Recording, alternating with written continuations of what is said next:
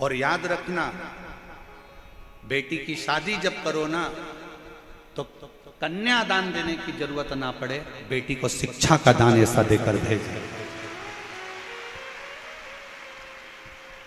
अपनी बेटी में वो शिक्षा देकर भेजना, उसको संस्कार देकर भेजना, उसको अच्छे कॉलेज में, अच्छे स्कूल में अच्छी एजुकेशन उस बेटी को कराना।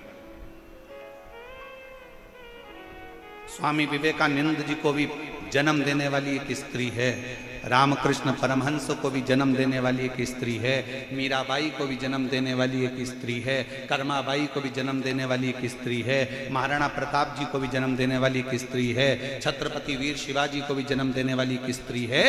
अगर नारी उच्च शिक्षा को ग्रहण करती है और कोई अच्छे गुरु के सानिध्य में रहकर जब वो शिक्षा ग्रहण कर लेती है तो जीजाबाई, अहिल्याबाई, झांसी की रानी लक्ष्मीबाई जैसी जन्म लेकर अपने बच्चों को जन्म देती।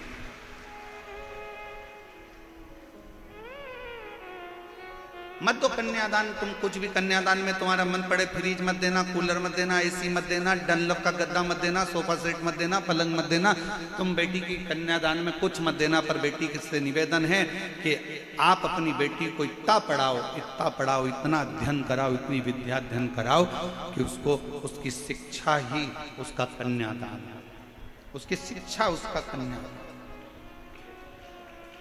क्या है रतन। ईसर गोरा जी की साक्षी में जरा विचार करिएगा, कितना सुंदर प्रसंग आया है। आपको मालूम है कन्याकुमारी गए हो कभी? कौन कौन गया, हाथ उठाओ जरा। गए हो? कन्याकुमारी में कन्याकुमारी माता का मंदिर है कि नहीं? जम के बोलो जरा, है ना? क्यों है, किस लिए? ये शिव महापुराण की कथा कहती है, जब बाणासुर ने पार्वती जी के भाई को गलत संगत में लेकर चले गया और गलत संगत में पार्वती जी के भाई को जब गलत संगत में लेकर गया और उसको गलत संगत में डालकर एक दिन माता पार्वती के भाई हिमालय राज के पुत्र का जब संहार कर दिया, संहार कर दिया, उसने नहीं मारा पर उसने अपनी चाल से, अपनी रचना से उसने पार्वती जी के भाई को मरवा दिया, हिमालय राज के पुत्र को मरवा दिया।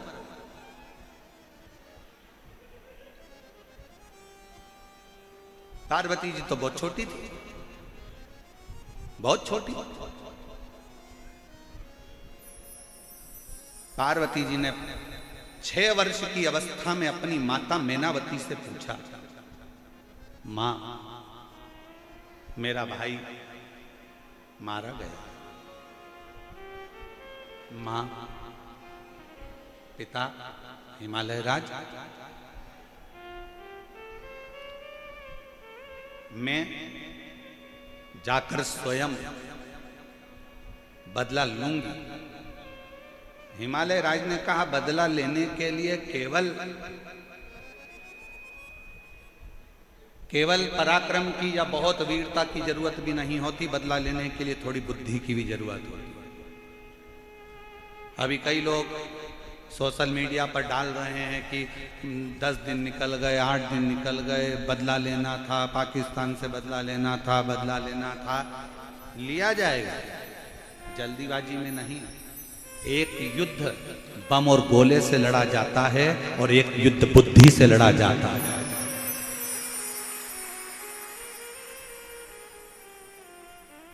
एक युद्ध हथगोलों से लड़ते हैं, एक युद्ध बंदूकों से लड़ा जाता है, तोपों से लड़ा जाता है, गोलियों से लड़ा जाता है, और एक युद्ध बुद्धि से लड़ा जाता है।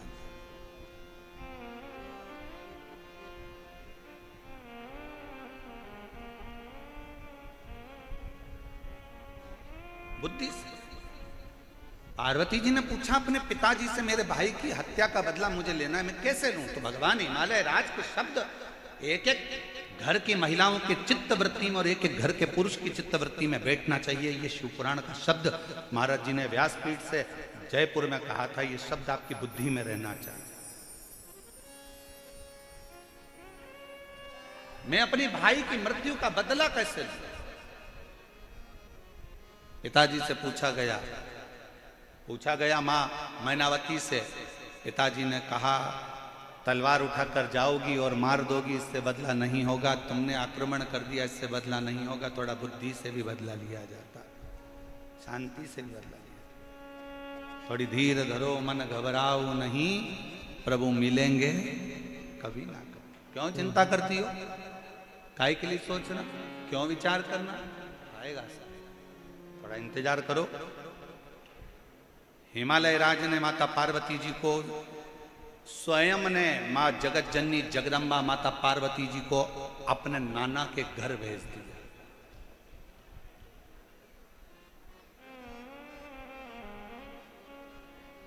पार्वती जी को अपने नाना के घर भेजा। कौन है पार्वती जी के नाना? मैनावती के पिताजी कौन है?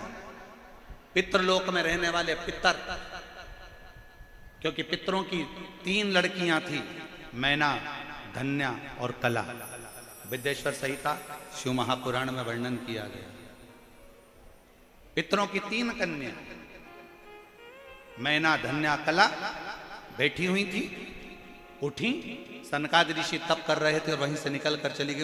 उनका जो लहंगा था उसमें रतन जड़े हुए थे। वो रतन जड़ने के कारण सनत कुमारों की जंघा पर चोट लगी, और जंघा पर जब चोट लगी तो वो जंघा छिला गई। सनत कुमार को क्रोध आ गया और उन्होंने क्रोध में आकर कह दिया कि तुम पितरों की 3 बेटियां हो, पितृलोक में रहती हो, और पितरों के धाम में रहने के बाद भी, जहां इतनी शिक्षा है, जहां इतना अध्ययन है, और वहां रहने के बाद भी तुम मेरा अपमान कर दी।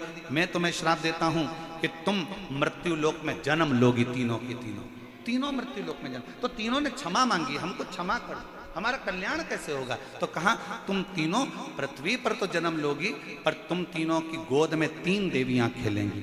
मैना की गोद में पार्वती जी खेली, धन्या सुनैना बनी जिनकी गोद में सीता जी खेली, कला कीर्ति बनी जिनकी गोद में राधा जी खेली। ये 3 कन्या 3 देवियों की गोद में खेली। और कथा के दूसरे दिन आपको कहा था कि बच्चों का सबसे बड़ा शिक्षा का केंद्र अगर कहीं पर है तो घर के बुजुर्गों के पास में है। दादा दादी अपने पोता पोती को सिखा देते हैं अगरबत्ती पकड़ना, दादा दादी अपने बच्चों को सिखा देते हैं पोता पोती को आरती करना। भले दादा दादी कुछ नहीं दें अपने पोता पोती को, पर मेरा निवेदन है जितने बाहर रहते हो, जितने पुणे मुंबई में रहते हो, जितने दूर दूर देश में रहते हो, उनसे निवेदन है साल में कम से कम एक बार अपने को अपने गाँव जरूर आना चाहिए और अपने दादा दादी के पास अपने पोता पोती को जरूर रखना चाहिए। शिक्षा का केंद्र बिंदु है घर के बुजुर्ग, नाना नानी, दादा दादी। बच्चों को साल में एक बार नाना नानी के घर पे भी जरूर लेकर जाओ, बच्चों को एक बार दादा दादी के पास जरूर लेकर जाओ। वो बैठेंगे, दादा दादी कुछ नहीं देंगे तो उनको सिखाएंगे। दादी पलंग पर सो जाएगी और बच्चे से कहेगी, पोते से, छोटा सा पोता है 3 साल का 4 साल का, और इतने से पोते से दादी कहेगी चल मेरे पांव दबा।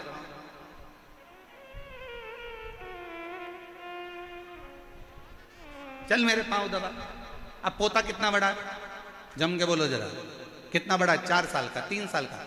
इतने में तो माँ को गुस्सा आ जाता है, मम्मी तुम्हें शर्म आना चाहिए, इतना सा लड़का मेरा और तुम पांव दबा रही हो। अरे मम्मी को तो खुश होना चाहिए कि आज दादा दादी अपने बच्चे को संस्कार दे रहे हैं कि बुजुर्ग अवस्था जब तुम्हारे माँ बाप की आए तो उनके पांव दबाना मत भूलो। पर आज की बहुओं का मुंह फूल जाता है, आज की बहुओं का मुंह में ना जाने क्या हो गया कि उनका मूड ऑफ हो जाता है। मम्मी तुमने मेरे बच्चे से पानी मंगवा लिया, मम्मी घर में क्या नौकर नहीं थे, मेरा बच्चा नहीं ला। अरे दादा दादी अगर बच्चे को पानी लेना है रसोई घर में भेज रहे हैं, तुम खुश होना। दादा दादी बच्चे से कह रहे हैं मेरे को बाम लगा दे, खुश होना। दादा दादी अगर बच्चे से कह रहे हैं कि मुझे दवाई ला दे, खुश होना। दादा दादी अगर तुम्हारे बच्चे से, तुम्हारे पति से नहीं, तुम्हारे घर के पोता पोती से अगर कह रहे हैं ए बेटा मेडिकल चले जा सामान ला दे, ए बेटा सब्जी लिया, तो गुस्सा मत होना। दादा दादी उस बच्चे को सिखा रहे हैं कि जिस दिन तेरे माँ बाप बूढ़े हो जाएंगे तुझे इसी तरह से सेवा करना है जो आज मेरी कर रहा है। पर हमारी रीत उल्टी हो गई साहब, हमने उल्टा सोचना चालू कर दिया। मम्मी मेरे बच्चे को काम मत बता, मम्मी मेरे बच्चे को काम मत बता। वो जेठानी का बच्चा उसको बताओ, देवरानी का बच्चा उसको बताओ, मुझे मेरे बच्चे को मत बताना। मेरे बच्चे से पाँव दबा, छोटे से बच्चे को दादा दादी नाना नानी काम बताएं, तुम प्रसन्न होना, वो समझाएं प्रसन्न होना, क्योंकि नाना नानी और दादा दादी आपके बच्चे को कुछ नहीं देंगे तो अच्छा संस्कार जरूर देकर जाएंगे और वो आपको श्रेष्ठ बनाकर।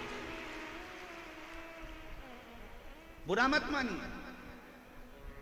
और यहां अगर कोई जीजियों को मेरी बात का बुरा लग रहा हो तो मैं क्षमा चाहूंगा इस बात के लिए। अगर हमारी वाणी से अगर आपको ठेस पहुंच रही हो ना तो क्षमा चाहूंगा, पर निवेदन है दादा दादी के पास, नाना नानी के पास बच्चों को लेकर जाए, लेकर जाए जरूर। उनको जो शिक्षा मिलेगी वो दुनिया में कहीं नहीं मिलेगी। शिव महापुराण की कथा कहती है पार्वती जी को उनके नाना जी के घर शिक्षा ग्रहण करने के लिए भेजा था।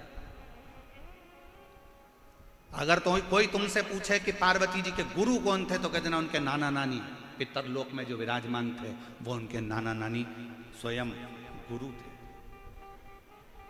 पितृलोक में।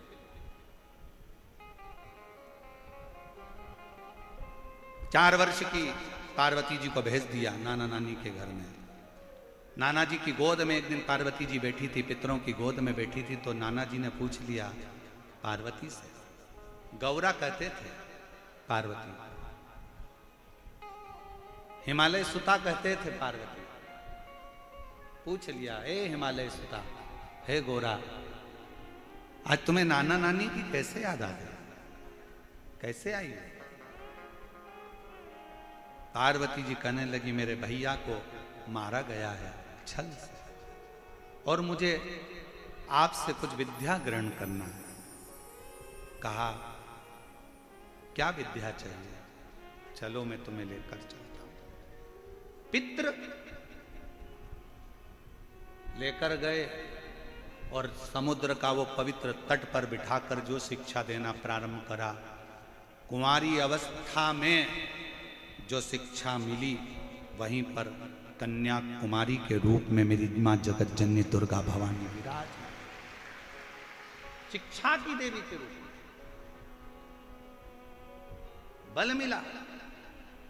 आखिरी में भाई का बदला तलवार से नहीं लिया गया, आखिरी में तलवार से बदला नहीं लिया गया, केवल वाणी से बदला ले लिया। वाणी से।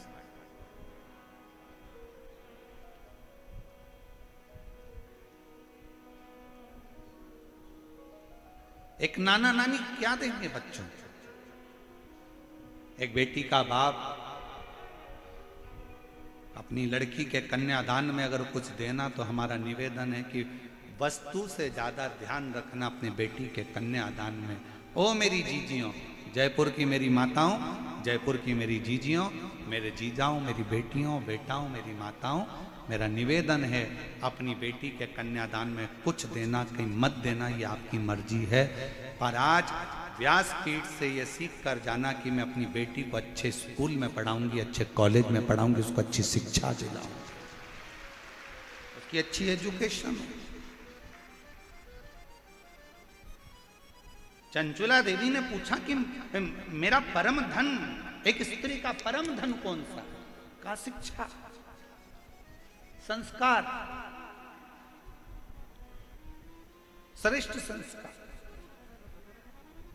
और शिक्षा की मूलता ही यह कहती है कि जहां विवाद हो रहा हो वहां से दूर हटते चले जाओ। शिक्षा की मूलता कहती है जहां बखाड़ा खड़ा हो, जहां विवाद हो रहा हो वहां से दूर हटकर भगवत भजन में अपने चित्त को लगा। इसलिए अभी आपको कथा में कहा भगवान से अगर मांगना तो 2 चीजें भगवान से मांगना कि मेरी दवा और मेरा दुख, ये दोनों कम करते चले जाना, दोनों कम। दवा भी मेरी कम करिए और मेरा दुख भी कम करिए। ये दवा खाते खाते बहुत समय हो गया, मेरा दुख और मेरी दवा दोनों कम हो। उसी तरह वेद व्यास जी महाराज ने 18 पुराण की रचना करते समय शिव महापुराण को वो दवा का रूप दिया, वो दवाई बता दी शिव पुराण में। 18 पुराण में से शिव महापुराण को वो दवा बता दी कि ये दुनिया के कलिकाल का सारा दुख अगर कोई दिल से शिव महापुराण की कथा को जब सुन लेगा, दिल से जब वो श्रवण कर लेगा, तो उसकी जिंदगी में ना दवा की जरूरत पड़ेगी, ना कोई दुख आएगा, और वो भगवान की भक्ति में लगा रहेगा।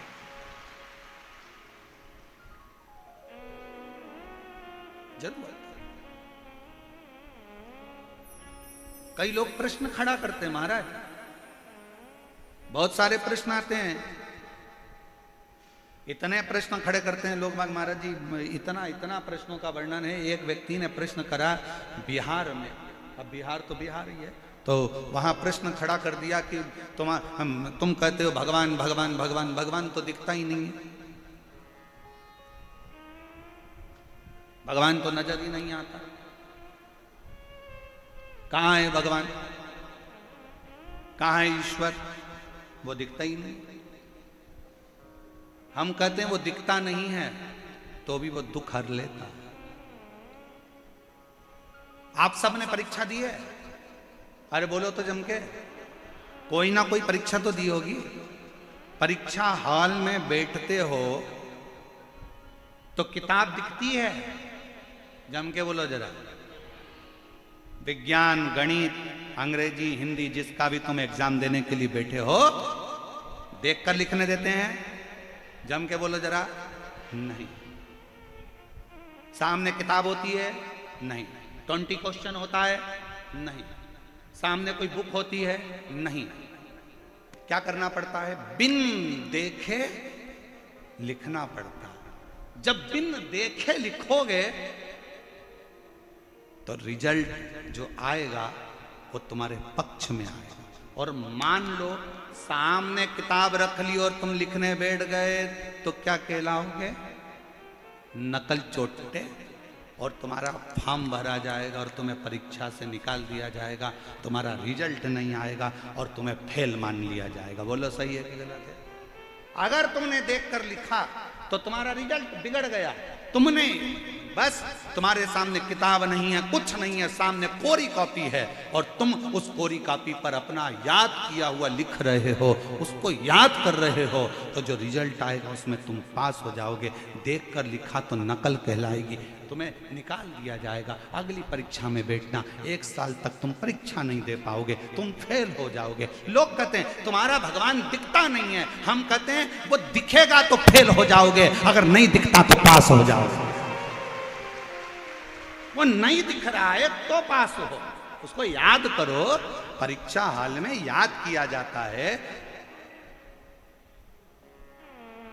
साइन थीटा से कॉस थीटा पर कैसे जाना है, कैसे क्या करना है, ये ध्यान दिया जाता है।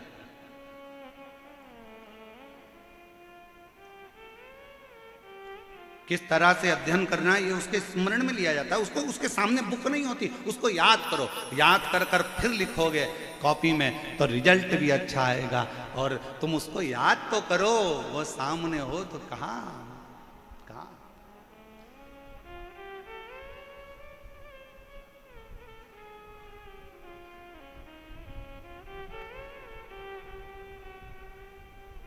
वो कहते हैं ना, बस एक आस उससे बंधी होना चाहिए। एक आस उससे बंधी।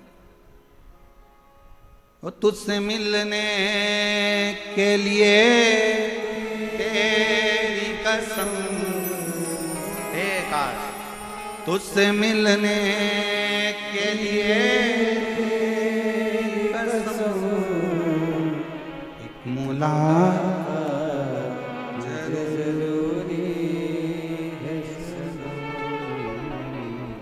सही बताएं ना तो कल आप लोगों की दशा इसी गाने पर फिट थी। बिल्कुल यही गाना तुम्हारे ऊपर फिट हो रहा था। आंखों से आंसू ढल रहे थे महाराज। 3 दिन 4 दिन की कथा हो और बाबा हो दशा। बोलो कल आप लोगों ने कई जीजियों के आंख में ऐसे आंसू देखे होंगे जिनको कभी रोते नहीं देखा। वो भी कल शिव के लिए रो रहे थे। वो भी कल शिव, उनकी आंख में जल भरा। इतनी वो कहा कितनी बेचैन हूं मैं यार से मिलने के। कितना कितना भीतर से उस परमात्मा को याद किया है, उस परमात्मा को याद किया, इतना याद किया उस परमात्मा को। बस इसीलिए सामने अगर कोई नहीं भी है उसका स्मरण कर लो, दिल से उसको पुकार लो, श्री शिवाय नमस्तु, श्री शिवाय नमस्तु, श्री शिवाय नमस्तु, श्री शिवाय नमस्तु, श्री शिवाय नमस्तु, श्री शिवाय नमस्तु। उसको मात्र याद करो, मात्र। शिव महापुराण का एक चरित्र बड़ा सुंदर है। 12 ज्योतिर्लिंग में से एक ज्योतिर्लिंग को जागृत ज्योतिर्लिंग कहा जाता है। कौन सा ज्योतिर्लिंग? जागृत। और वो जागृत ज्योतिर्लिंग किसको कहते हैं? तो कहा बाबा केदारनाथ जी को। मेरे केदारेश्वर बाबा को जागृत ज्योतिर्लिंग कहा जाता है। इसके प्रमाण कितने हैं? प्रमाण कितने? भविष्य पुराण का एक संवाद बड़ा सुंदर है जागृत ज्योतिर्लिंग का, स्मरण करिएगा जरा। भविष्य पुराण में वर्णन किया गया, बड़ा सुंदर व्याख्यान कहा गया। एक शिव का कोई भगत पैदल अपने गांव से चलकर बाबा केदार का दर्शन करने गया। बाबा चला अपने गांव से, शंभो शंभो शंभो शिव शंकर बम बम बोले, हर हर महादेव बोलता बोलता चला। रास्ते में पैदल पैदल, अब तो यात्रा बसों से होती है, हेलीकॉप्टर से होती है, गाड़ियों से होती है, ट्रेनों से होती है। पहले लोग चारधाम करने अपने घर से पैदल चले जाते थे। पैदल चले, शिव का नाम लेकर चला। और भक्त जब भगवान शंकर का नाम लेकर जय केदार जय केदार जय केदार केदार केदार जय केदार केदार केदार जय केदार जय केदार जय केदार जय केदार चल।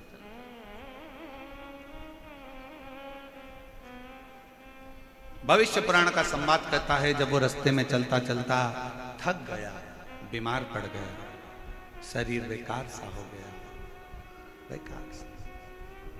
चलते चलते बहुत सा दवाइयों की जरूरत पड़ने लगी, औषधि ली, फिर बढ़ा, फिर औषधि ली, फिर केदारनाथ पहुंचा।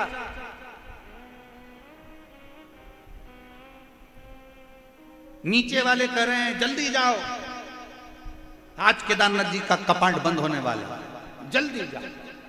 तेज चल रहा, केदार बाबा के मंदिर के प्रांगण में पहुंचने के लिए दौड़ पड़ रहा, हाँ भरा रही है, औषधि शरीर को दे देकर चला रहा है। और केदारनाथ के मंदिर से कुछ ही दूर पर पहुंचा था और फिर बीमार पड़ गया, फिर औषधि की जरूरत पड़ गई, औषधि ली, फिर बढ़ गया। जब दरवाजे पर पहुंचा तब तक तो केदारनाथ का कपाट बंद हो चुका था, ताला लग गया था, चाबी चल दी थी। डोली, पंचमुखी डोली बाबा की निकल कर चल गई। पूछा भैया मुझे केदार बाबा का दर्शन करना है, बहुत दिनों से पैदल चलकर आया, मुझे केदार बाबा का दर्शन करा दो भैया। औषधि ले लेकर चला हूं, पैदल चलता चलता अपने गांव से यहाँ आया हूं, मेरे पास वाहन का पैसा भी नहीं था भैया, मैं पैदल आया हूं, कपड़े भी इतने नहीं है भैया, मुझे ठंड भी बहुत लग रही है, मुझे केदार का दर्शन करा दो। कोई नहीं सुनते, सब पालकी लेकर निकल गए। सब आर्मी के मैनों ने, लोगों ने, पुलिसकर्मियों ने, सब ने कहा कि अब ये जगह खाली कर दो। केदारनाथ पूरा खाली, पूरा खाली था। चल दिया भैया, अब ये पट कब खुलेंगे? 6 महीने लगेंगे, 6 महीने के बाद ये पट खोले जाएंगे। 6 महीने चलता चलता थोड़ी दूर पर एक घाटी के पास में बैठकर रोने लगा। हे मेरे केदारनाथ, बाबा विश्वनाथ, भोलेनाथ, अब कैसे आऊंगा, शरीर इतना अनुकूल नहीं है कि मैं अगला दर्शन तेरा कर पाऊंगा, अब तो मैं मर जाऊं, अब शरीर में कुछ दम नहीं है, मैं तो तेरा दर्शन कर। उतरते उतरते शाम होने लगी, आंखों से नीर बह रहा था। एक केदारनाथ का कंकर उठाकर उसने हाथ में रखकर रोते हुए उसी का आंसू से अभिषेक कर। शाम के समय मेरा भोलेनाथ एक संत का रूप रखा, मेरे शंकर एक संत का, एक शिव का रूप रखकर, और शंकर भगवान शिव संत का रूप रखकर आकर बोले, बाबा क्या बात है, क्यों रो रहे हो? केदारनाथ जी का दर्शन करने आया था, मेरा केदार तो पट बंद हो गया, 6 महीने बाद खुलेगा, मैं बीच में बीमार बहुत पड़ गया तो चढ़ने में नहीं आ पाया, पट बंद हो गया, 6 महीने लगेंगे, अब तो बंद हो गया। भगवान कहते हैं चिंता मत करो, तुम एक काम करो, दवाई ले लो, औषधि ले लो, भोजन करो, मेरे आश्रम में आराम से सो, ये मेरा आश्रम है बाजू में, चलो। हाथ पकड़ा भोलेनाथ जी ने और ले गए आश्रम में बिठा दिया, चल बैठ, भरपेट भोजन कर, भरपेट भोजन कराया, औषधि खिलाई, चलो सो जाओ, मैं तुम्हें कल दर्शन कराऊंगा, ये मेरा वचन है कि कल तुझे दर्शन होंगे, मेरा वचन। कपाट खुलेंगे, हाँ कपाट खोल के दर्शन करूंगा, ताला खुलेगा, हाँ ताला खोल के दर्शन करूंगा, चल सो। वो शंकर का भक्त, केदारेश्वर का भक्त सो गया भोजन कर कर। शिव जी ने पार्वती जी को कहा, इसको पंख दे, पंख, कामल ओढ़ा, कामल ओढ़ा। शंकर भगवान ने दूसरे दिन फिर आवाज लगाई, ए चल मैं तुझे दर्शन कराता। जो लेकर गए, कपाट खुला था, मंदिर के अंदर ले जाकर बाबा ने खड़ा कर दिया, दर्शन कर। केदारेश्वर, केदारेश्वर की आंखों से जल बहने लगा। पंडित जी तो बोल रहे थे कि 6 महीने बाद कपाट खुलेगा, तुमने तो मुझे दूसरे दिन ही दर्शन करा दिया। शंकर भगवान तो कुछ नहीं बोले। एक साध्वी के रूप में एक सन्यासन कहती है, जिस दिन तू सोया था और जिस दिन तू उठा है, सोने के 6 महीने की नींद मेरे भोलेनाथ ने तुझे एक दिन में दे दी है। 6 महीने की निंद्रा तुझे एक रात्रि की निंद्रा लग रही है, और 6 महीने की निंद्रा पूर्ण कर कर तू विश्वनाथ मेरे केदारेश्वर बाबा का दर्शन कर रहा है। अगर विश्वास पक्का है, दुनिया में एक बात अपने अंदर उतार कर रखना, अगर तुम्हारी भक्ति और विश्वास अगर दृढ़ है तो तुम्हें मेरे शंकर के मंदिर ढूंढने के लिए नहीं जाना पड़ेगा, शंकर तुम्हें ढूंढते ढूंढते तुम्हारे दरवाजे पर आए, शिव आए। और मेरे भोले तेरा सहारा है, मेरे भोले तेरा सहारा है, मेरी नैया का तू किनारा है, मेरी नैया का तू किनारा है, मेरे बाबा तुझे पुकारा है, मेरे बाबा तुझे पुकारा है, मेरी नैया का तो किनारा है। आप उसको बजते रहो, श्री शिवाय नमस्तुभ्यम बैठकर जपते रहो, तुम उसको पुकारते रहो, तुम उसके दरवाजे तक जाते रहो, तुम उसकी चौखट का स्मरण करते रहो। तुम्हारे घर के नजदीक में जो शंकर का मंदिर हो, सब दूर जाना छोड़ जाए, पर अपने घर के पास के शंकर के मंदिर जाना मत छोड़ना, वहां जाते रहो, जाते रहो, उसका फल मिलेगा। एक पत्र अच्छा है,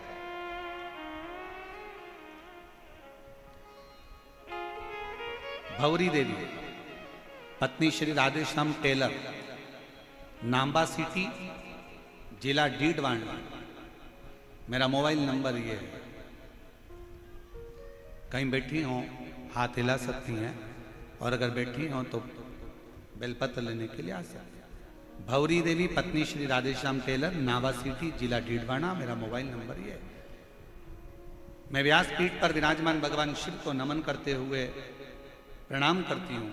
पंडाल में बैठकर शिव महापुराण की कथा सुनने का क्या फल है, शिव जी के मंदिर में झाड़ू और पोछा लगाने का क्या फल है, शंकर को एक लोटा जल चढ़ाने का क्या फल है, बताना चाहता हूँ। मेरा बेटा मुकेश कई सालों से सरकारी नौकरी के लिए प्रयास कर रहा था, संयोगवश सफलता हाथ नहीं लगी तो वह हताश हो गया।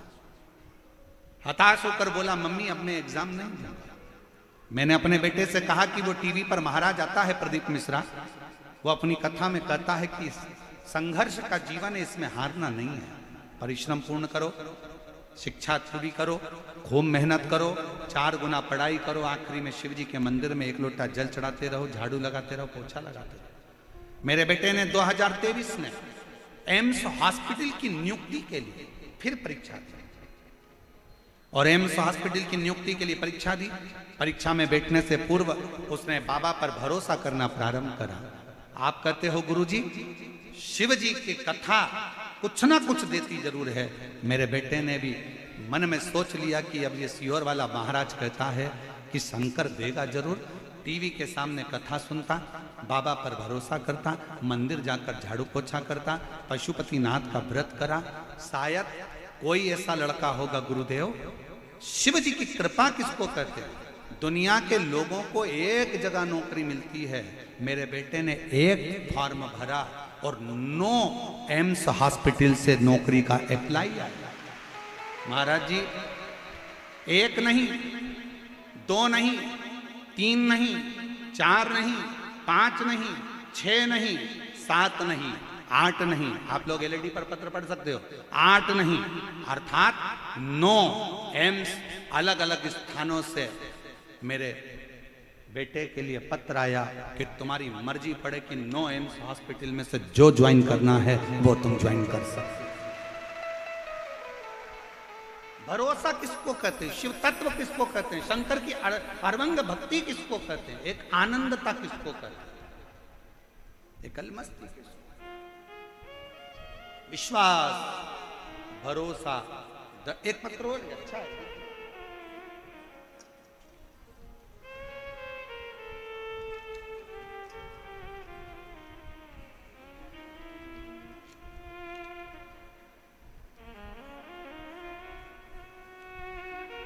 मेरा नाम कविता कंवर, पत्नी फूलदीप सिंह कंवर।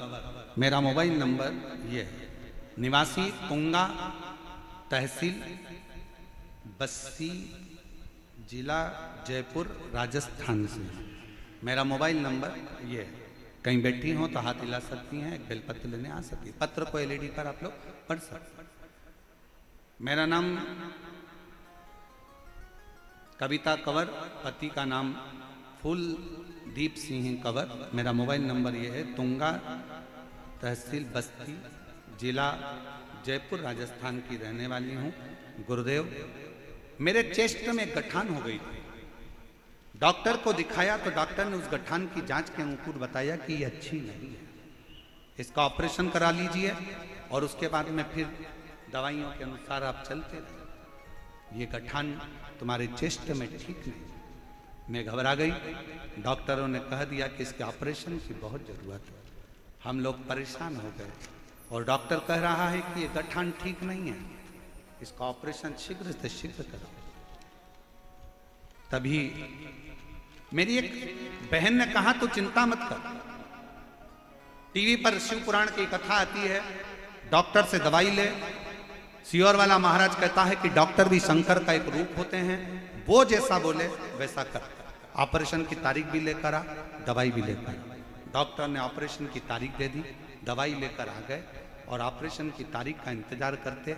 उससे पहले मेरी जीजी ने कहा कि अपन सब सीहोर चलते हैं, वहां से कंकर शंकर की पूजन कर कर रुद्राक्ष लेकर आते। रुद्राक्ष लेकर आए, पानी में गलाते, शिव जी को चढ़ाते, पानी पीते और बाबा के मंदिर में झाड़ू लगाती, पोछा लगाती, बाबा का श्रृंगार करती और बाबा का श्रृंगार कर कर जल लेकर नंदी के पास बैठकर शिव जी से प्रार्थना कर कर पी लेते उसी जल को थोड़ा सा चेस्ट पर लगा लेती है, 5 बार मंत्र श्री शिवाय नमस्तुभ्यम का नंदी के कान में बोलकर आती और बाबा से कहती मेरी दुख को मिटाना, बड़ी बीमारी के चांस बताएं। बाबा ने ऐसी कृपा करी, जब मैं ऑपरेशन के लिए गई तारीख पर, उस समय डॉक्टर ने देखकर कह दिया कि आपको ऑपरेशन की जरूरत नहीं है, आपकी गठान पूरी तरह से गल चुकी है, आपको ऑपरेशन की जरूरत नहीं है, गठान गल चुकी है, आप घर जा सकते। एक शिव की भक्ति, एक शंकर की कृपा और एक आपका विश्वास, आपका भरोसा।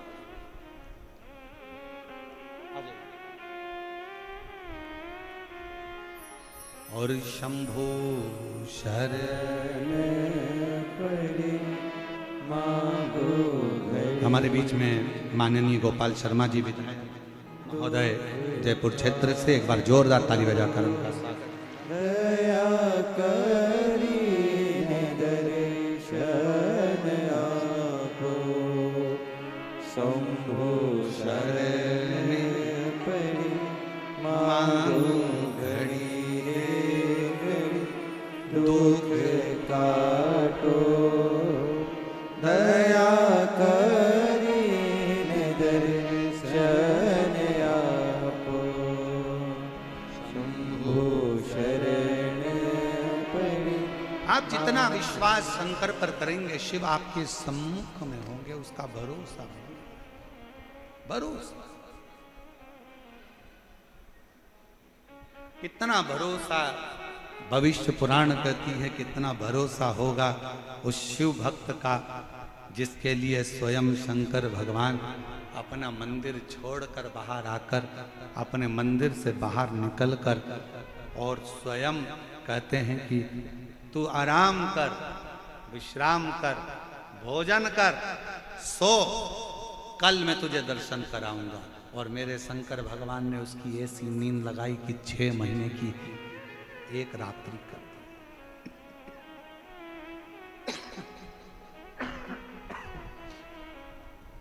6 महीने की एक रात्रि कर दी और मेरे शंकर ने, मेरे करुणा सागर, मेरे उदार शिव ने कर दिया। चंचुला देवी जब कथा को सुनने के लिए बैठी है, ईश्वर जी गोरा जी स्वयं यजमान बनकर कथा श्रवण कर रहे हैं और चंचुला के सामने एक प्रश्न फिर आकर खड़ा हो गया।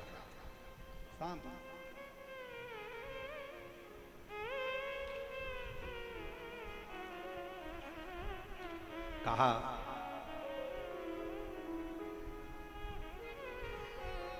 अच्छा, जब जब प्रश्न आता है ना, तब तब शिव मुस्कुराते हैं, शंकर मुस्कुराते। शायद आपको मालूम है कि नहीं मालूम, ये पता नहीं, परंतु एक बात हम बताएं ना, जब जब तकलीफ आती है ना, कष्ट आता है ना, दुख आता है ना, परमात्मा उस दुख को देखकर थोड़ा सा आनंद के साथ पार्वती जी से कहते हैं कि थोड़ा सा मुस्कुरा ले। पार्वती कहती है ये रो रहे हैं और तुम कह रहे हो मुस्कुरा ले, इनकी जिंदगी में कष्ट आन पड़ा है और तुम कह रहे हो मुस्कुरा ले। शंकर भगवान कहते हैं पार्वती जी, इसके दुख भाग्य में ढेर सारे लिखे हैं, अगर वो दुख इसके सामने आते जा रहे हैं, कटते जा रहे हैं और ये शंकर का नाम ले लेकर वो दुख काटती जा रही है, तो समझ ले कि आगे इसका रास्ता क्लियर होते चले जा रहा है, ये बढ़ते चले। क्यों चिंता करना, क्यों विचार करना, क्यों सोचना, करना। दुख आए थोड़ा सा घबराना नहीं है। कितना सुंदर कहा है, जब नया रास्ता आता है, नया मोड़ आता है, नया मोड़ आया तो तुम नए रास्ते पर आओगे, फिर नया मोड़ आया, फिर नए रास्ते पर आओगे, फिर मोड़ आया, फिर नए रास्ते पर आओगे, और जितने मोड़ आएंगे नया रास्ता मिलते जाएगा और एक दिन वो मोड़ रास्ता आपको अपनी मंजिल तक छोड़ आएगा। चलते जाओ, रुकना नहीं है, बढ़ते जाओ, ठहरना नहीं है, आगे चलते जाना है, रुकना नहीं है, बढ़ते चलो, चलते चलो, बढ़ते चलो। और कृपा की ना हो जो आदत तुम्हारी,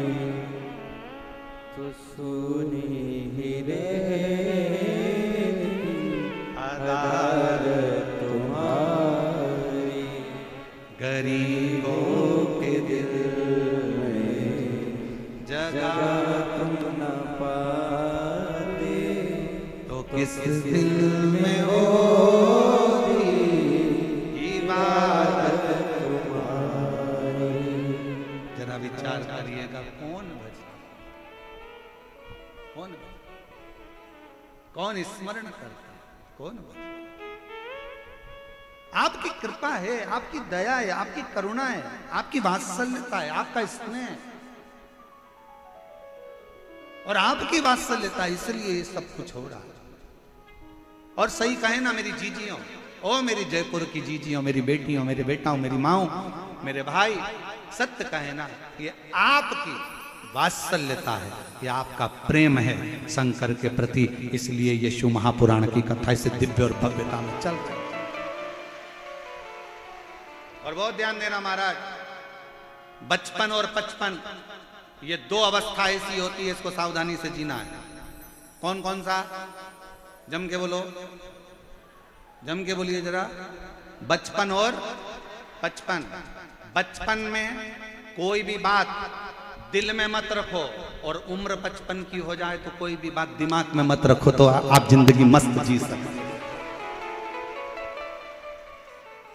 55 की अवस्था में जरा सी बात बहू ने ये बोला था और दिमाग में रख ली, बेटे ने ये बोला दिमाग में रख लिया, ननन ने ये बोला दिमाग में रख लिया, मामा जी बोले दिमाग में रख लिया, फूफा जी बोले दिमाग में रख लिया। 55 की अवस्था में जितना तुम दिमाग में भरते जाओगे तो अच्छे से जिंदगी नहीं जी पाओगे। यहां से सुना, यहां से निकाल।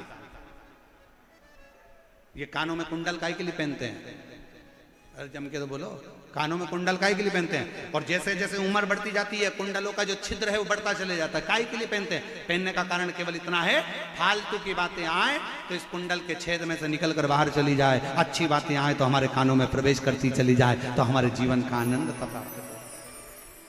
बचपन और 55 दोनों अवस्था समझने की है। बचपन में कोई बात दिल में मत रखो। बचपन में मेरी मम्मी ने बड़े भैया को बहुत प्रेम करा, मुझे नहीं करा, बचपन की बात बचपन में छोड़ दो। और 55 की जब अवस्था आ जाए, 55 की आयु, जितनी भी 55 साल के लोग यहाँ बैठे हैं और जो आस्था चैनल पर सुन रहे हैं, जो फेसबुक यूट्यूब पर सुन रहे हैं, जो कथा को श्रवण कर रहे हैं, 55 की अगर आयु आ जाए तो फिर बात को दिमाग में मत लेना। बेटे ने क्या कहा था, बेटी ने क्या कहा था, मामा ने क्या कहा था, फूफा जी ने क्या कहा था। आग लगे बस्ती में, जम के बोलो जरा, आग लगे बस्ती में, अपन रहो क्या सोचना, विचार नहीं करना अपने को, छोड़ देना ये विचार।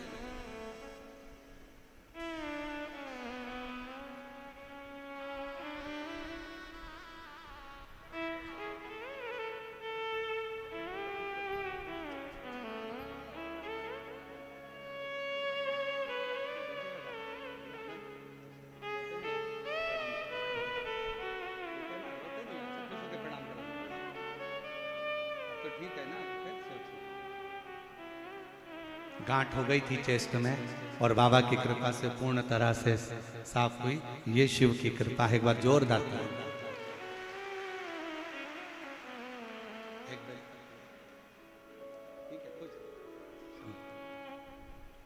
शिव तत्व किसको कहते हैं? शंभु किसको कहते हैं?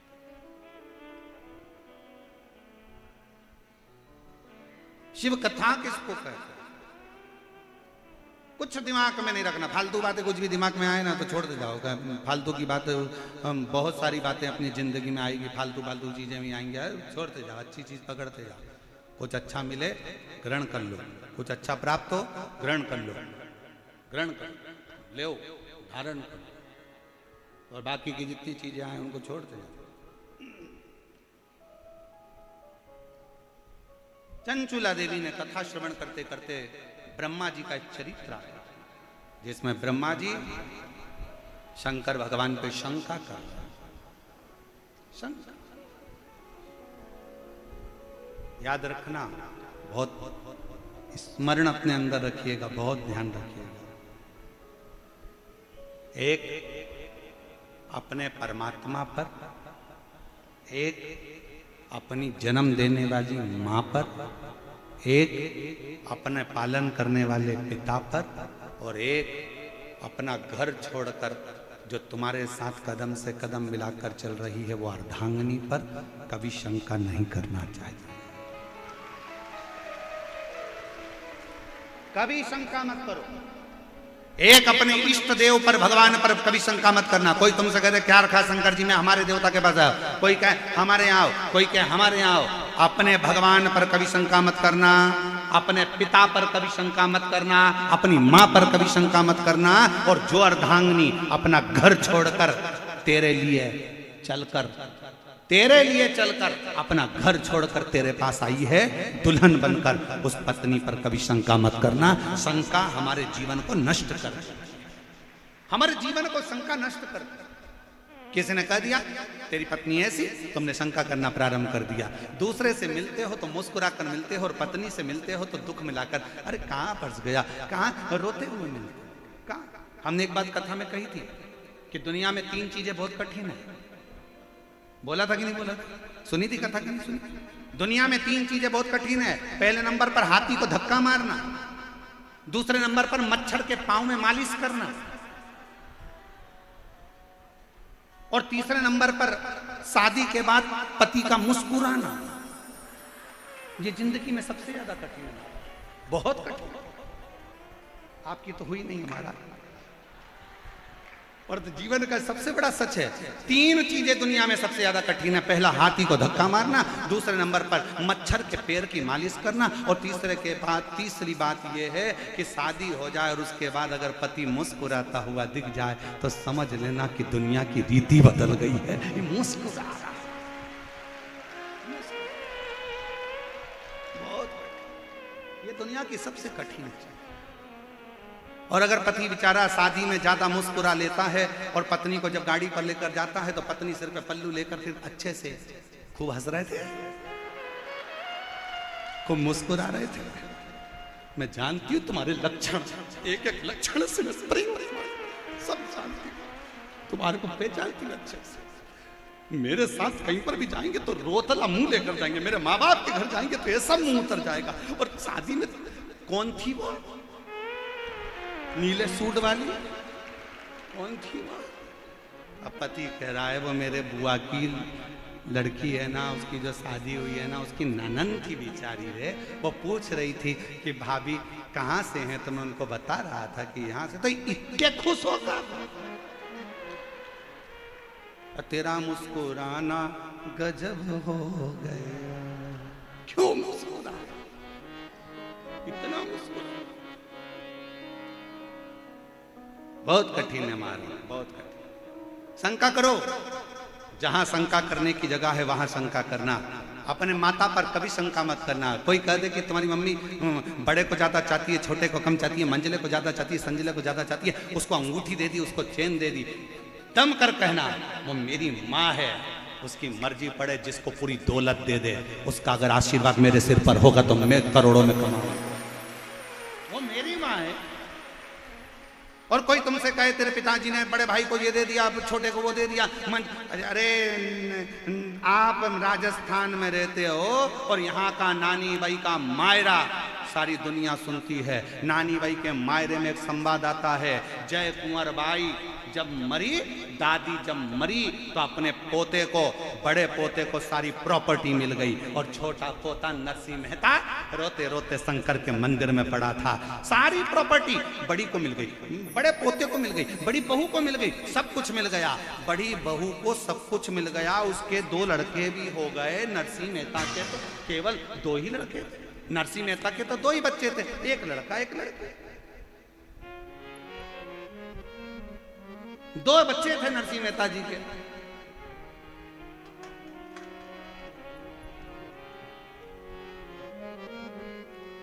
और बड़ी भाभी के यहाँ तो 2 लड़के हो गए, नरसिंह मेहता जी के यहाँ लड़की हो गई। कई लोग कहते हैं अरे लड़की किसी पैसे वाले के यहाँ हो जाती, गरीब के यहाँ लड़की होगी, बेचारा कन्यादान कैसे करेगा। अरे तुम्हारे कहने से क्या होता है कि लड़की पैसे वाले के यहाँ हो जाती? कन्यादान का मौका भगवान उसी को देता है जिसने जिंदगी में बहुत सारे यज्ञ अनुष्ठान करे।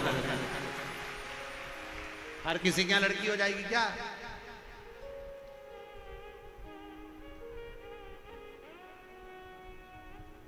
मौका देता है परमात्मा, हर किसी क्या हो जाएगी। किस्मत वाले हो, किस्मत। जिन जिन के घर में बेटी ने जन्म लिया है ना, आज घर पे जाके राइनॉन से नजर उतार कर पीछे फेंक देना, भगवान की बड़ी कृपा है, मेरे घर में बेटी ने जन्म लिया है। और ठाठ से और जितनी बेटियां मेरी यहाँ बैठी हैं और जितनी बेटियां आस्था चैनल पर कथा सुन रही हैं, मैं उनसे भी कहूँगा, बेटा, दुनिया के लोग कहते हैं बेटा माँ बाप का तर्पण करे, बेटा पिंडदान करे, बेटा तिलांजलि दे, तो माँ बाप करते हैं। पर शिव पुराण कहती है जिसके माँ बाप अगर बेटी का कन्यादान कर देते हैं, उस माँ बाप को पिंडदान की भी जरूरत नहीं पड़ती, वो तर जाता है। इसलिए बेटियों से निवेदन है, ऐसे मोटरसाइकिल सुधारने वालों से सावधान रहना। दूसरे का पेट्रोल डलवाकर, थोड़ी सी गाड़ी की एक्शन दिखाकर 10 रुपए का चाउमीन खिलाकर तुम्हें फंसाने का प्रयास करेंगे। इसलिए लव जिहाद से सावधान रहना और अपने माँ बाप पर भरोसा कर कर अपने माँ बाप को कन्यादान का मौका देना। अपने माता पिता को कन्यादान का मौका दीजिए। माता पिता है तो कन्यादान करे, जीवन की सार्थकता हो।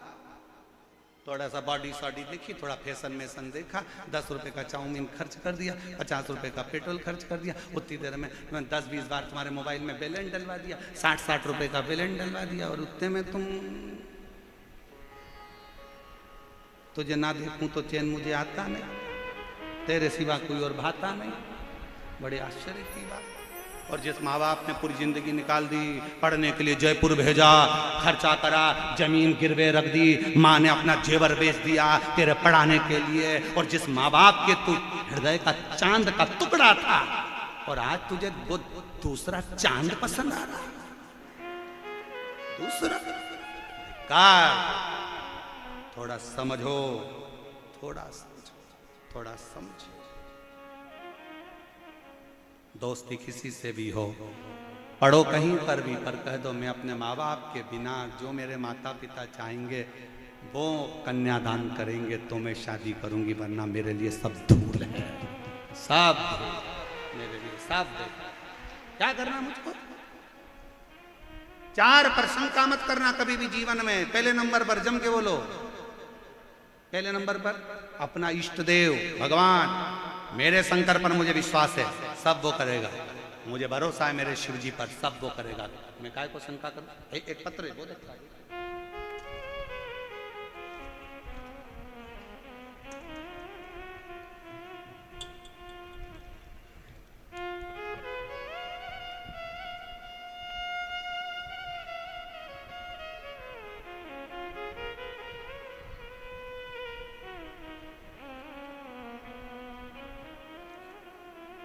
ममता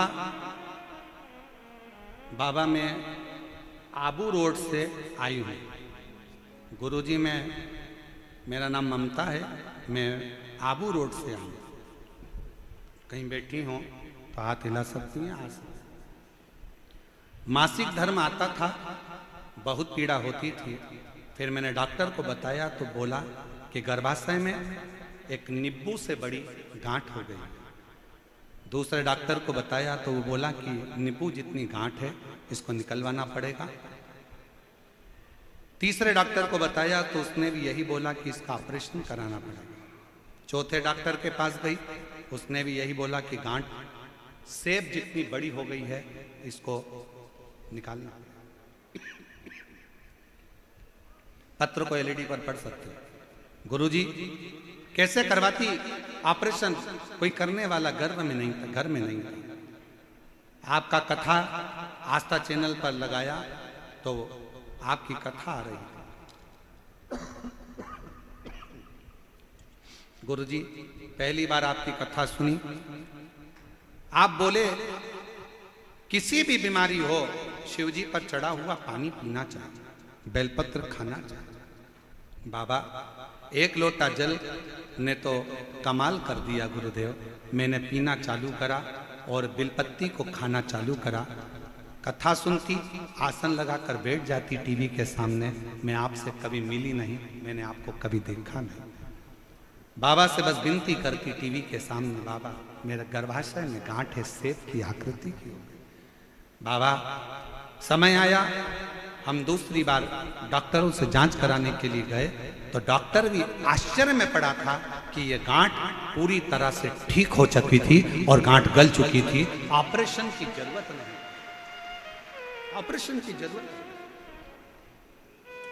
एक शिव शंका कहां करना है ये सोचने वाली बात है। आप अगर शंकर का गुणगान कर रहे हो, शिव की भक्ति कर रहे हो, शिव का अनुमोदन कर रहे हो, शिव का आनंद रचना कर रहे हो, शिव को भज रहे हो, शंका नहीं करना। भगवान पर कभी शंका मत करो, अपने इष्ट पर अपने शंका मत करो, अपने गुरु पर शंका मत करो, दूसरे नंबर अपने माता पर कभी शंका मत करो, अपने पिता पर शंका मत करो। पिताजी जायदाद किसी को भी दे दें।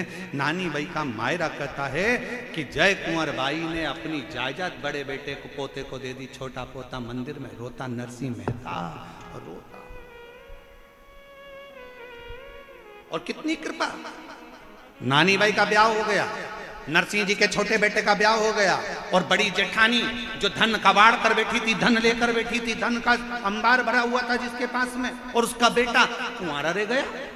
अब वो कहती है मेरे पास में इतना धन, इतना धन। और नरसिंह जी के बेटे के लिए तो कोई संबंध आया ही नहीं था, क्योंकि गरीब बड़े के यहाँ संबंध कौन आए, पैसे वाले के। पहले तो एक संबंध आया नरसिंह जी के गांव में, सबको सूचना मिली कि नरसिंह जी के भाई के यहाँ करोड़ों का धन है और उनका एक लड़का है। चलो सबसे पहले लड़की की शादी अपन उसी से पक्की करेंगे। उसको देखने गए तो उनको क्या मालूम था कि लड़का थोड़ा सा अटक जाता है, हकला जाता है। उनको क्या मालूम था। कई बार होता है ऐसा, वाणी कभी कभी अटक जाती है। तो उस लड़के से पूछा तुम्हारा नाम क्या है, उसने कह दिया फूलचंद। होता है कभी कभी। एक रात्रि को एक आदमी झोला लेकर जा रहा था और पुलिस वालों ने उसको रोक लिया। रुक, ट्रैफिक पुलिस वाले थे, उन्होंने कहा रुक इधर आ, क्या है तेरे झोले में। उसने झोला हाथ में रखकर बताते हैं, बताते। फिर पुलिस वाले ने कहा झोला खोल, अब भी कि बता इसमें क्या है। बताते हैं, बताते। तो फिर इसको जल्दी से झोला खोल, बताते हैं, बताते हैं। अरे झोला खोलना, झोला नहीं खोले तो पुलिस वाले इसको गाड़ी में बिठाए, टीआई साहब के पास ले गए थाने में। थाने में टीआई साहब ने इससे कहा क्या रहते है झोले में, तो क्या बताते हैं, बताते बताते। अरे तो झोला खोलना क्या है, बताते हैं, बताते हैं। टीआई को गुस्सा आया, उसने कहा खोल इसका झोला। और टीआई साहब ने जो झोला खोला तो उसमें सफेद कलर के बतासे थे। इतने में टीआई बोले इसमें तो बतासे हैं, तो इसमें इतने में वो बोला मैं तो तब से बोल रहा हूँ कि बताते हैं, बताते हैं, बताते हैं, बताते हैं, बताते हैं। इतने में टीआई बोले पुलिस वाले से ये तो उतरा है, छोड़ क्या छोड़, ले जा इसको। लगा बताते हैं, बताते हैं, देखे सोचे तो कितनी कृपा करी है मेरे बाबा ने। जरा विचार करिएगा नरसिंह मेहता की। हाँ, दादी का धन नहीं मिला पर दादी का जम के बोलो आशीर्वाद, आशीर्वाद।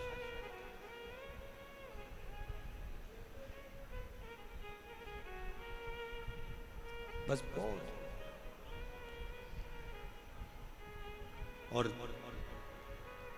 किस्मत का ताला यदि खोलना है तो भगवान की भक्ति में जितने रमोगे उतना उतना शिव कृपा करता जाए, उतना।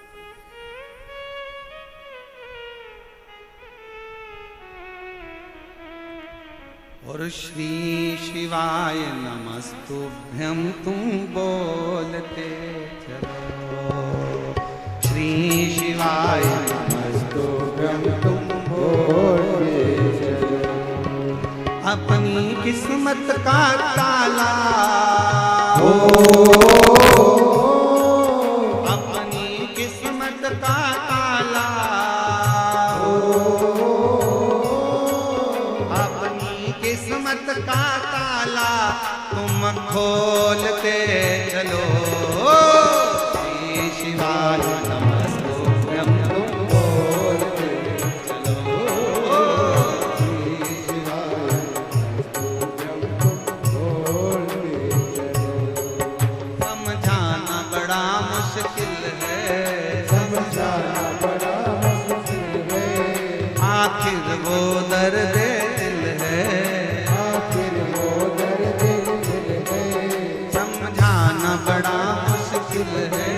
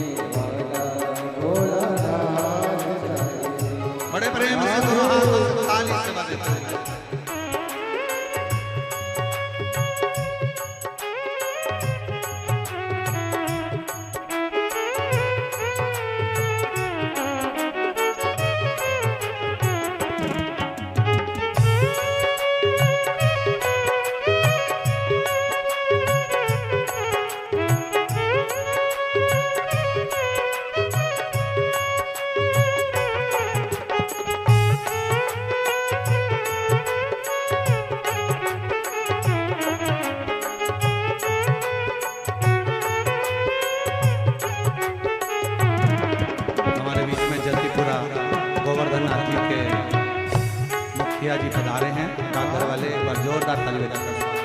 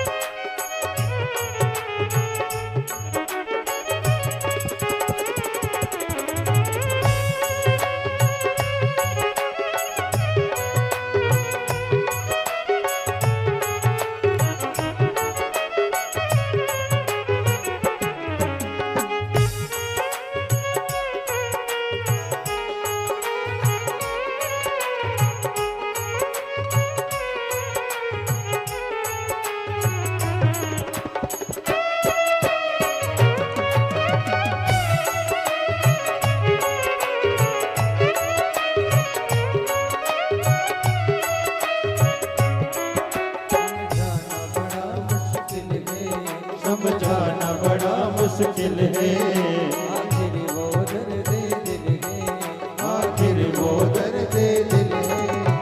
चादर मारे लगाए ये भोले की महफिल है, सच्चा दरबार लगा है, ये भोले की महफिल है। नैनों को भोले बाबा का,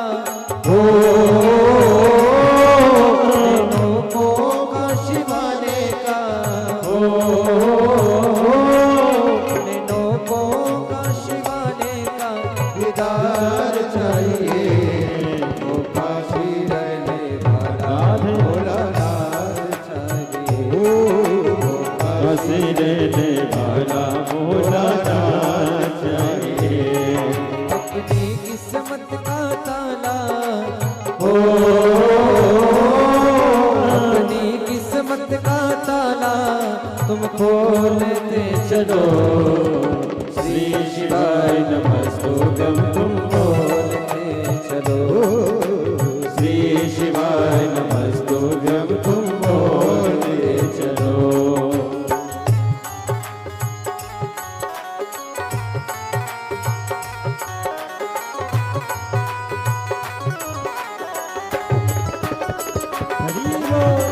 राधे राधे।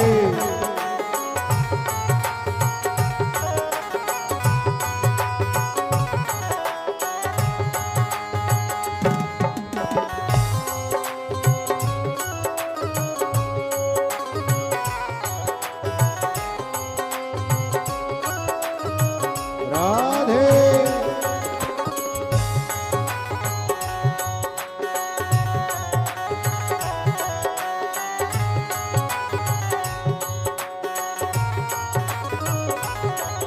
हरि बोल।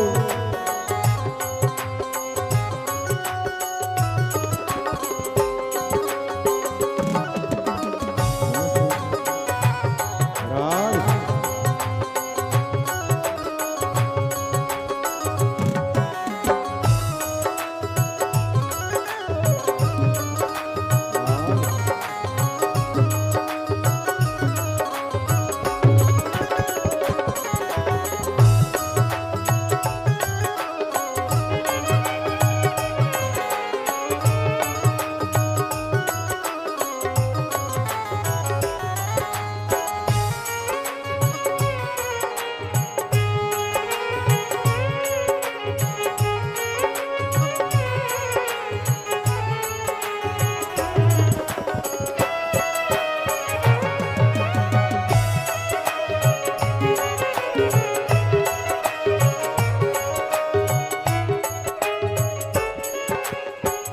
मुश्किल है, समझाना बड़ा मुश्किल है, आखिर वो दर्द दिल है, आखिर वो दर्द दिल है। समझाना समझाना बड़ा मुश्किल है, समझाना बड़ा मुश्किल है, आखिर वो दर्द दिल है, आखिर वो दर्द दिल है। सच्चा दरबार लगा है, ये भोले की महफिल है। सच्चा दरबार लगा है, ये भोले की महफिल है। नैनों को भोले बाबा का, नैनों को डमरू वाले का, नैनों को काशी वाले का दीदार चाहिए। ओ काशी रहने वाला भोलानाथ चाहिए, ओ काशी रहने वाला भोलानाथ चाहिए, ओ काशी रहने वाला भोलानाथ चाहिए, ओ काशी रहने वाला भोलानाथ चाहिए। अपनी किस्मत का ताला, अपनी किस्मत का ताला, अपनी किस्मत का ताला तुम खोलते चलो। श्री शिवाय नमस्तुभ्यं, तुम बोलते चलो। श्री शिवाय नमस्तुभ्यं, तुम बोलते चलो। श्री शिवाय नमस्तुभ्यं, तुम बोलते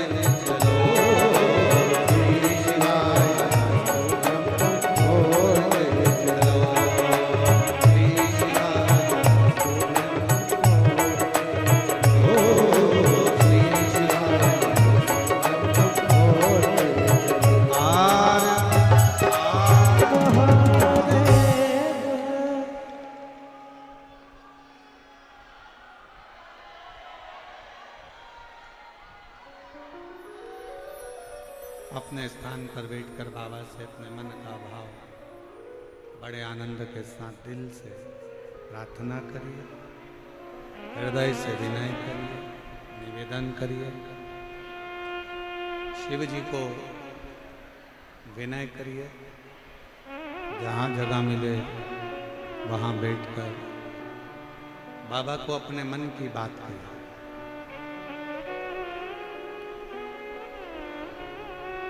आज कथा का चतुर्थ दिवस है। दिल से बाबा को विनय निवेदन भाव से सब करिए। साथ में बोलिएगा,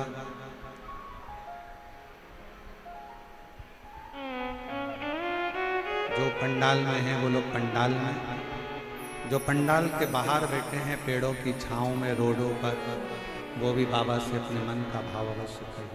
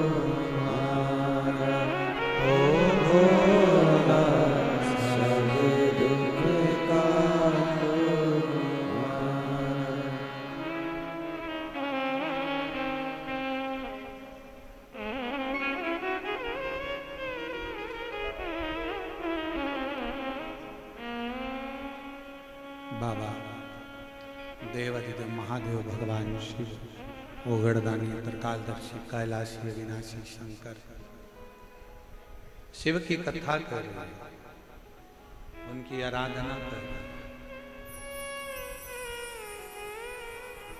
ब्रह्मा जी के मन में एक संशय आ गया था। चंचुला देवी कह रही हैं कि वो संशय कौन सा? ब्रह्मा जी ने संशय में ये कहा कि सृष्टि का रचना करता भी मैं हूं, सृष्टि का पालन करता भी मैं हूं और सृष्टि का संहार करता भी मैं हूं, मेरे सिवाय कोई नहीं। कई लोगों के मन में ये एक गलत विचार आ जाता है कि जो कुछ कर रहे हैं वो हम ही कर रहे हैं। कई लोगों के मन में ये विचार आ जाता है कि जो कुछ कर रहे हैं वो केवल हम कर रहे हैं, दूसरा कोई नहीं कर रहा। ये गलत सोच। और मेरा आपकी कृपा से सब काय हो रहा है। करते हो डमरू वाले मेरा नाम हो रहा है। मेरा आपकी कृपा से सब हो रहा मैं तो नहीं काबिल तेरा पार कैसे पाऊं टूटी हुई वाणी से गुणगान कैसे गाऊं। करता नहीं मैं कुछ भी सरनाम हो रहा है। करता है मेरा बाबा मेरा नाम हो रहा है। मेरा आपकी कृपा से सबका हो रहा है। कौन करता है? किसी की कोई सामर्थ्यता नहीं कि कोई कुछ कर ले। करने वाला तो एक है, वो मेरा देव अधिदेव महादेव है जो सब करता है। ब्रह्मा ब्रह्म लोक में है, भगवान विष्णु वैकुंठ लोक में है, और पृथ्वी का अगर कोई देव है, इस भूमंडल का अगर कोई देव नियुक्त किया गया है तो वो देव अधिदेव महादेव सुनता है। कथा कर रही है, ब्रह्मा जी का संशय था। आज के जमाने में लोगों का भी बहुत शंका होती है, बहुत संशय होते हैं। जब देखो जब कोई ना कोई नया संशय लेके लोग खड़े हो जाते हैं। संशय, और वो संशय था ब्रह्मा जी के अंदर जो शंका उत्पन्न हो गई थी कि मैं ही सब करता हूं। तुमरुका जी ने अपने प्रसंग में सुनाया, ब्रह्मा और भगवान विष्णु ने मिलकर एक पर्वत को घुमाना प्रारंभ करा और उसी में से शिवलिंग की आकृति प्रकट हो गई। वो अग्नि का खम्भ था, वो अग्नि का खम्भ शिवलिंग। और मेरी जीजियों, मेरे जीजाओं, मेरी बेटियों, बेटाओं, मेरी माताएं, मेरे भाई, मेरे पिता तुल्य बुजुर्ग जितने बैठे हैं, सबसे निवेदन करूं, जब आप भगवान शंकर के पार्थिव लिंग का निर्माण अपने घर पर करो, जब पार्थिव लिंग का निर्माण अपने घर में करो तो तुम ये विचार कर मत करना कि पार्थिव शिवलिंग तुम बना रहे हो। विचार ये करना कि इस पार्थिव शिवलिंग का निर्माण हम नहीं कर रहे, स्वयं ब्रह्मा और विष्णु भगवान शिव की कृपा से ये पार्थिव शिवलिंग का निर्माण कर रहे हैं। पार्थिव लिंग का निर्माण वो कर रहे हैं।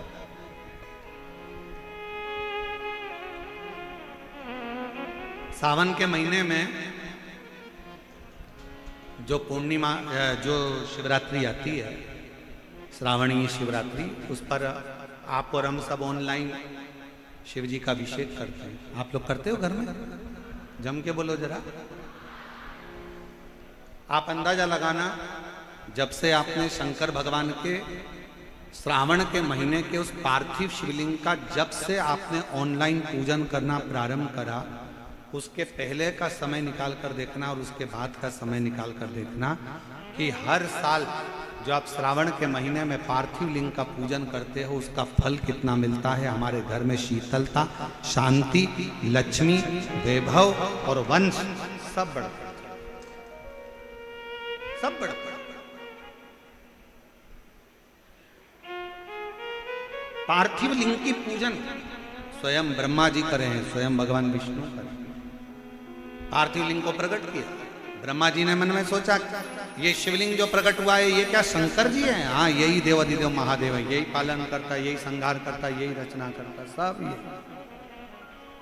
शंका उत्पन्न हो गई, इनका सिर कहाँ है, इनका पांव कहाँ है?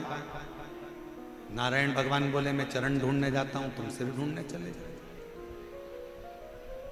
जब फिर निवेदन करेंगे, ज्ञानी को समझाना सरल है, अज्ञानी को समझाना सरल है, पर अभिमानी को समझाना दुनिया का सबसे कठिन काम है। ज्ञानवान को समझाओगे तो वो सरल है, अज्ञानी को समझाओगे तो सरल है, पर अभिमानी को नहीं समझा सकते जिसके अंदर अभिमान है।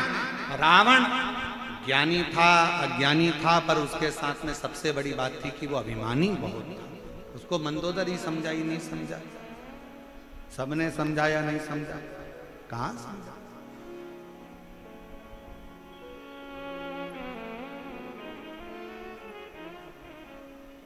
समझाओ, नहीं समझता।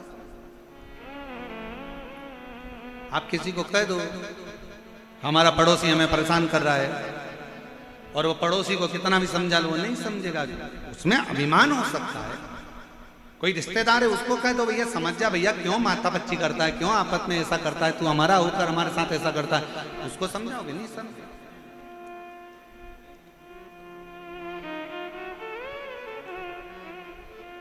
कल जब हम दिलीप जी के यहाँ पहुंचे, हम वहीं रुके हैं दिलीप जी अग्रवाल जी के यहाँ जो जजमान परिवार है उन्हीं के यहाँ पर कल हम पहुंचे, तो शाम के समय पर एक व्यक्ति ने हमसे का बात कही कि गुरु जी आज का जमाना इतना बेरोजगारी का हो गया कि लोग नए नए लड़के नए नए बच्चे सब बेरोजगार होकर खड़े, सब बेरोजगार। तो हमने उनसे कहा कि देखो भैया इंसान से ज्यादा बेरोजगार सांप हो गया। सांप, हमने कहा जो सांप होता है ना सर्प, वो इंसान से ज्यादा बेरोजगार हो गया, क्योंकि सांप का काम इंसान ने ले लिया तो सांप बेरोजगार हो गया। उन्होंने पूछा सांप का काम क्या होता है, हमने कहा डसने का। आज का आदमी को इतने डसने में लगा है कि सांप बेरोजगार हो गया और आदमी काम का हो गया।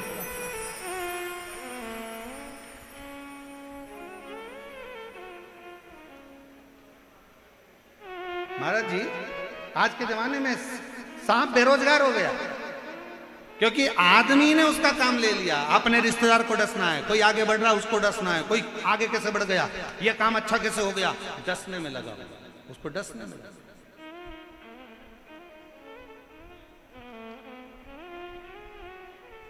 बेरोजगार हो गया बेचारा सांप, और आदमी रोजगार हो गया कि कोई आगे बढ़ रहा है उसको खींच लो, कोई आगे बढ़ रहा है उसका पांव खींच लो, कोई आगे जा रहा है उसको खींच कर लिया। ये क्या है, बल्कि प्रसन्न होना चाहिए, प्रसन्न होता। अगर कोई आगे बढ़े ना तो सबसे ज्यादा खुशी आपको होना चाहिए कि आप अपने जीवन में कुछ अच्छा करो।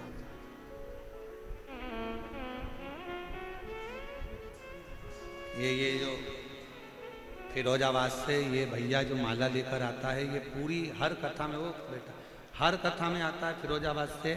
एक बार कुबेरेश्वर धाम आया था और उसने बस उस समय पर उसके पास खुद का भी किराया नहीं था, दुखी था, तकलीफ था।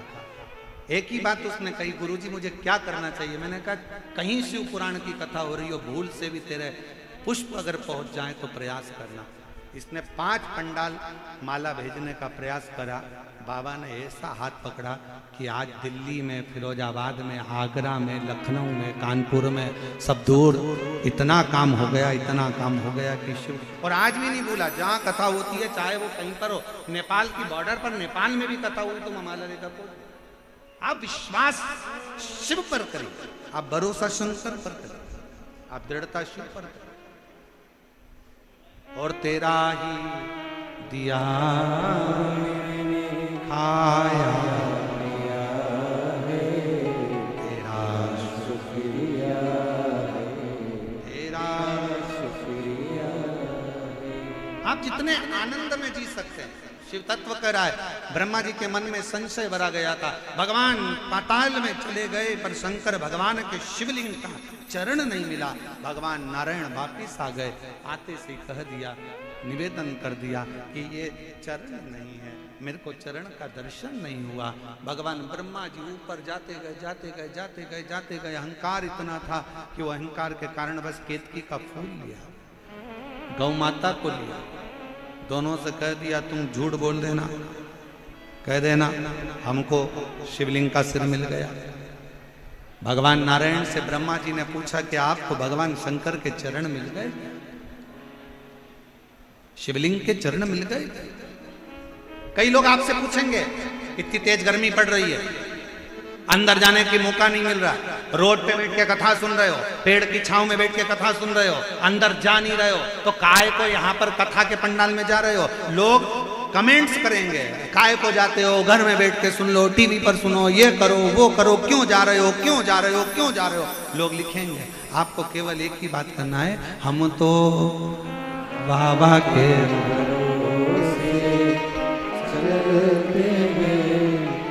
और याद रखो, समय मिले तो जाओ।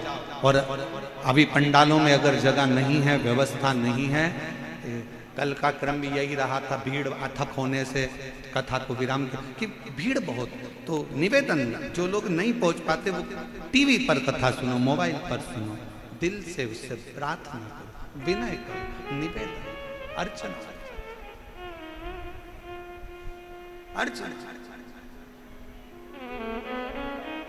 उससे विनय। शिव कथा कर रही है, भगवान शंकर का संवाद कर रहा है, शिव महापुराण की कथा कर रहा है।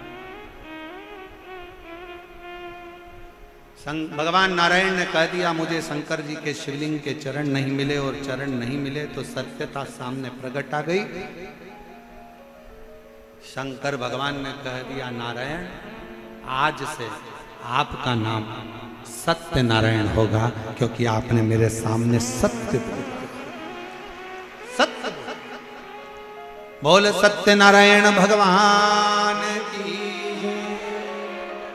भगवान शिव ने कहा, सुनो नारायण, आपने सत्य कहा है, इसलिए भारत की भूमि पर, पूरी पृथ्वी पर, पूरी सृष्टि में आपकी पूजन सत्य नारायण के रूप में होगी।